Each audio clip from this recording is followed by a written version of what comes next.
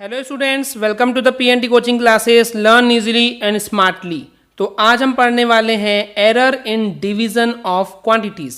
तो इसका मतलब स्टूडेंट्स आज हम देखने वाले हैं कि क्या क्या एरर्स हो सकते हैं अगर दो फिजिकल क्वांटिटीज का हम डिवाइड करते हैं। तो इसका मतलब स्टूडेंट्स हम बात कर रहे हैं यहाँ पे कॉम्बिनेशन ऑफ एरर्स या फिर प्रोपेगेशन ऑफ एरर्स। क्योंकि यहाँ पे दो फिजिकल क्वांटिटीज के एरर्स पे डिपेंड करता है उनके जॉइनिंग एरर के इफेक्ट को।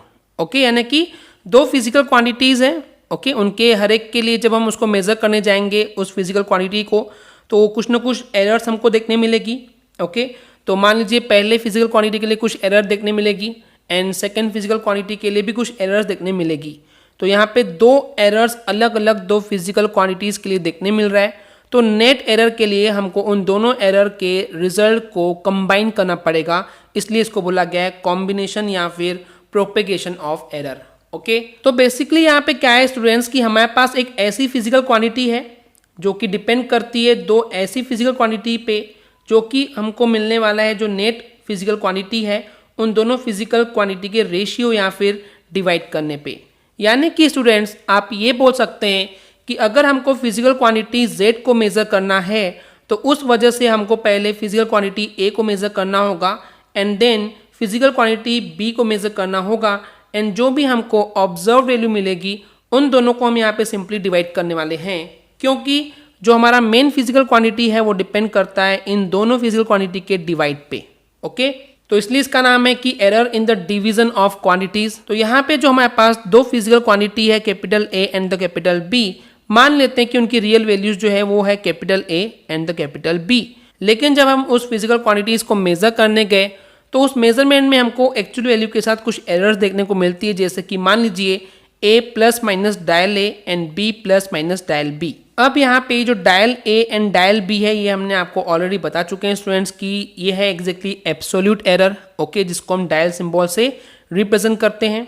तो यहाँ पे क्या हो जाएगा स्टूडेंट्स, जो हमने वैल्यू मेजर किए हैं वो हो जाएगी A plus minus dial A and B plus minus dial B।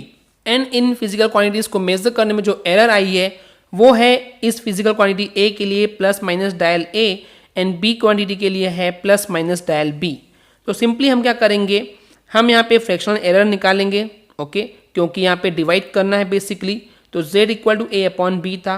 Okay, तो मान लीजिए इस फिजिकल क्वांटिटी Z के लिए जो हमको एरर मिलेगी हो जाएगा एंड जो वैल्यू होगी वो होगी Z plus minus dial Z is equal to A की वैल्यू हमने जब मेजर की तो हमको वैल्यू मिली A plus minus dial A upon B की वैल्यू मिली B plus minus dial B।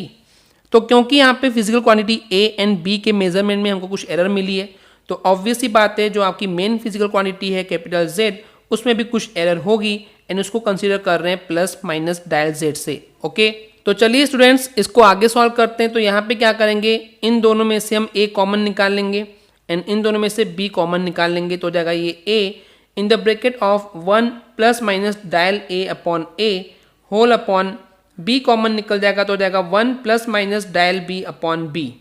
Okay, इतना क्लियर है। आगे बढ़ते हैं तो LHS में Z plus minus dial Z as it is रहेगा।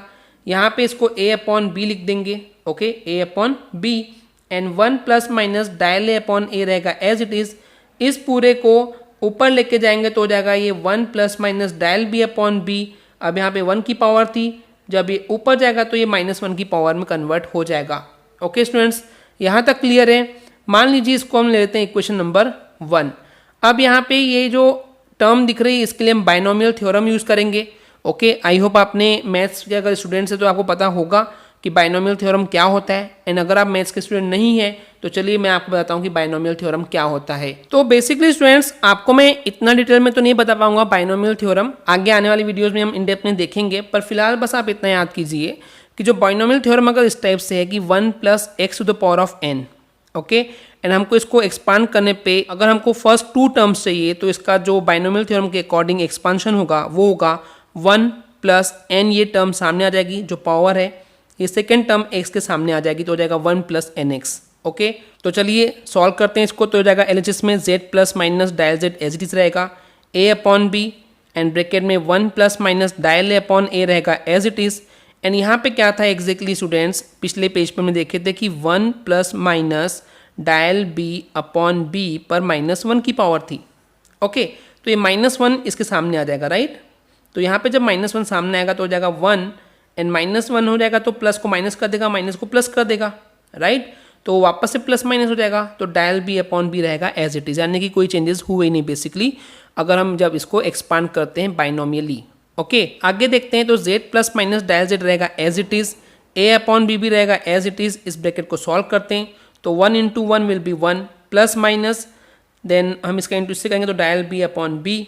Okay, then dial a upon a, जब इस 1 से इंटू करेंगे तो एंड इन दोनों का इंटू करेंगे तो dial a upon a into dial b upon b, यानी कि ओवरऑल हमने यहाँ पे ब्रैकेट को सॉल्व किए हैं।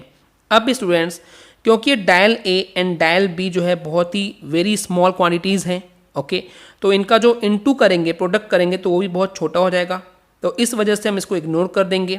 तो जो वैल्यू होगी हो जाएगा z plus minus dial z is equal to a upon b, then 1 plus minus dial a upon a plus minus dial b upon b, यानी कि हमने इसको इग्नोर कर दिए क्योंकि ये बहुत ही छोटी वैल्यू आएगी एंड इसको हम निगलेक्ट कर सकते हैं, नज़रअंदाज कर सकते हैं।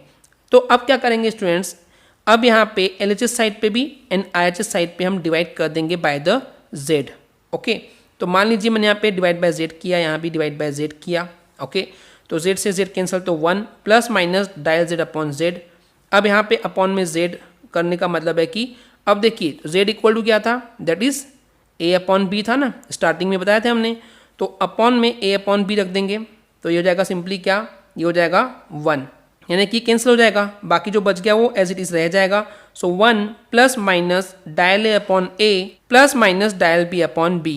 ओके स्टूडेंट्स, इतना क्लियर है। अब यहाँ पे सिंपली ये 1 से 1 हो जाएगा कैंसल।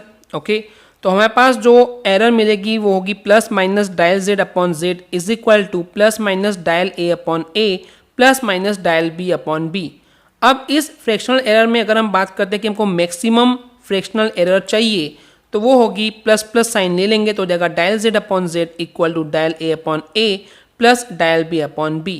तो इस तरीके से जब दो फिजिकल क्वांटिटीज़ का हम डिवाइड करते हैं, डिवीज़न करते हैं, तो जो मैक्सिमम फ्रैक्शनल एरर होती है वो सम होती है किसका, उन इंडिविजुअल क्वांटिटीज़ के फ्रैक्शनल एरर के सम के। ओके स्टूडेंट्स, तो वही चीज़ यहाँ पे इन द वर्ड्स लिखा हुआ है। आई होप आपको क्लियर हो गया होगा। अगर आपको हमारी वीडियो से कुछ भी सीखने मिला या नॉलेज मिला तो प्लीज़ हमारे चैनल को सब्सक्राइब कीजिए एंड वीडियो को लाइक ज़रूर करें। आज के लिए इतना ही, थैंक यू।